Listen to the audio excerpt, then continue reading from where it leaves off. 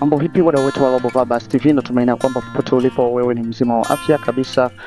Naam, tupo katika maeneo ya jiji la Bukavu, katika maeneo ya Bagira ambako M23 ambao walikuwa wameshika katika kempo ya jeshi la FARDC wameweza kukimbia leo katika mida ya asubuhi, saa 11 asubuhi wameweza kukimbia na kuacha kempo wazi na haijulikani maeneo ambako walipokwenda. Hao ambao unaona hapa wanavaa hizo sare za kijeshi sio wanajeshi wala wa nani, hao ni waraia ambao wamekwenda kuacha, wamekwenda kukuta hizo sare za kijeshi zimeachwa pia na bidhaa zao zimeweza kuachika katika maeneo ya kempo ya Bagira. Hao ndio waraia ambao wanavaa hizo sare wakichezea hizo sare katika maeneo ya kempo ambako M23 walikuwa. Nifahamike kuwa katika siku ya leo, usiku wa kuamkia leo, mapambano ambayo M23 pia na wazalendo wameweza kupambana kabisa na kukaweza kubahatika kukufa M23 wawili katika mapambano ya usiku wa leo ya kukucha leo tarehe 8 za mwezi huu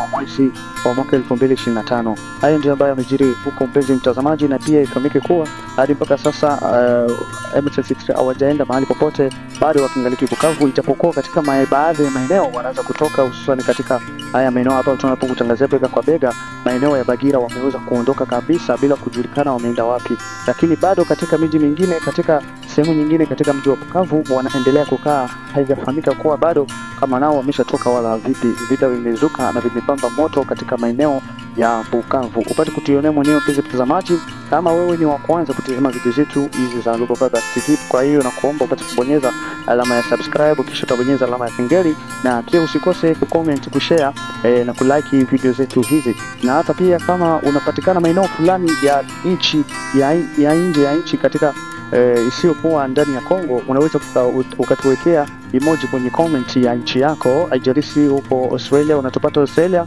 unatupata Marekani, unatupata Canada, unatupata Tanzania, unatupata Burundi, unatupata Kongo, unatupata Kenya, unatupata Malawi, unatupata Zambia. Unaweka emoji ya nchi ambapo unapoishi na unapopatikana, ili tupate kujua wadau wetu ambao wanatufuatilia muda kwa muda, saa kwa saa.